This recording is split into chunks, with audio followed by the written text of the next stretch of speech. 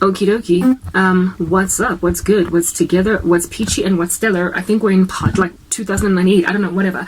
I was giving context about this chick in the Puritan era and how it is that she busted her pastor kid boyfriend doing some silly ritual. The pastor kid boyfriend then got revealed or exposed as rather the witch or the witches, the group of witches that were busy with the village.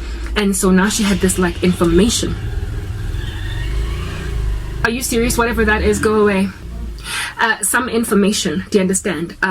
She now encountered this like dangerous, ominous information that my future husband, the man to whom I am betrothed, is participating in filthy works of darkness. And she was like, what are you doing? Oh, John, Jimmy, Tim, Tom, whatever his name might have been. And this dude, then because he got busted, because he found out that Imediake, or his future wife, was actually a lesbian, he then decided to call out the best friend, who was actually her lover, and this girl, and called them out as witches and gave all different kinds of signs and evidence for why she's a witch. She had a birthmark somewhere and they're like, see, that's the mark of Satan on her. And as a result, she and her friend were condemned to death. I can't remember who they hung or if they hung all of them or the one, but they were innocent. They were innocent, at least in regard to them being witches. They were not practicing this stuff. While the person that was guilty, the forefathers of this dude in the future, they were the ones that put them in a position to be hung. And the other one, I think, was burnt at the stake or whatever. So she died completely innocent, with the whole village watching her getting killed. And as a result, she then apparently, allegedly, because she was a witch, which she wasn't, she was innocent, then, poured out her wrath on this town. And ever since then, people have been dying every year from that 16th century type time. And it's usually kids that die because the spirit now wants revenge. Well, this chick was sent back into the past by the spirit of this witch in order for the real truth to come out. And then they found out that Grandshap, the curse on the town, was not so much because of this dead girl. She's dead. Like, she's not doing anything. The curse was brought on the town by wealth transfers, by satanic rituals that were committed by the family of this pastor and his sons and his kids. Basically, they were the ones that eventually, as time progressed, forked the village. Where I remember in the future, if you would have to go and listen to my previous parts, in the future there is a division. I used the example of Alex and Santon, where it is that there is a poverty-stricken, squalid section, and they just separate by a highway. And then on this side, it's like opulence, it's wealth, it's excess. Do you understand what I'm saying?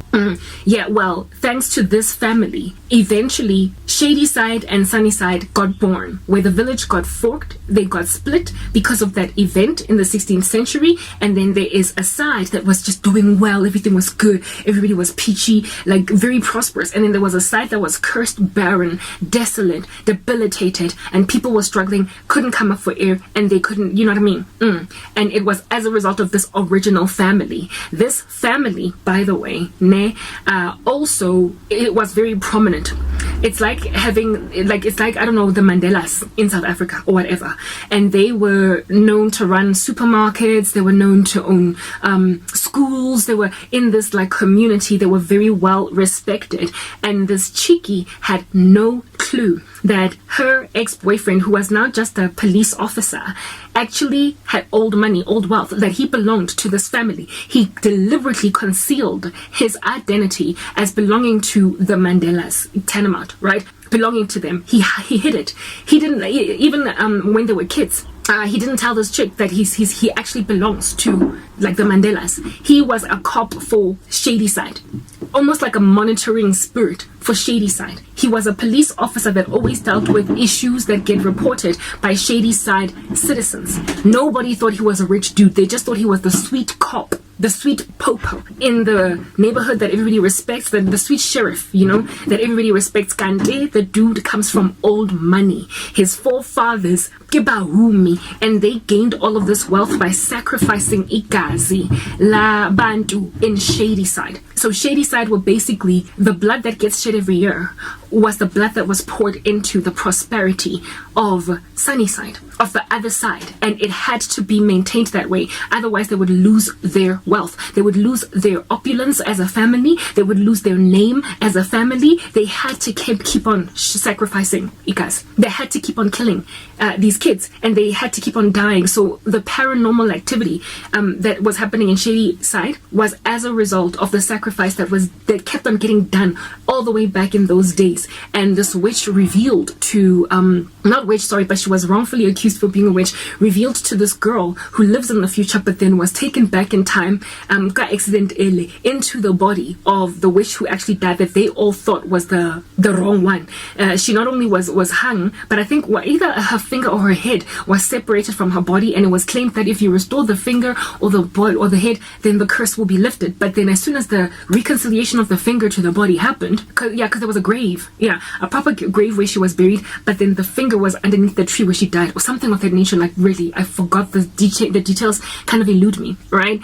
Once she did that ritual, and once that car accident thing also happened, because the car accident just so happened to be at the place where that tree was at. Once the car accident happened, oh my goodness, this vacuum cleaner is going to be the bane of my existence.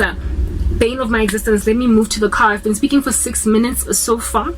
Is this going to be a part on its own? It's on bora. Yeah, bora, because what do you call this? I need my pacing software to do what it does. To take out like silent pauses as Kenya. Okay, let's move on to the next part away from the vacuum cleaner.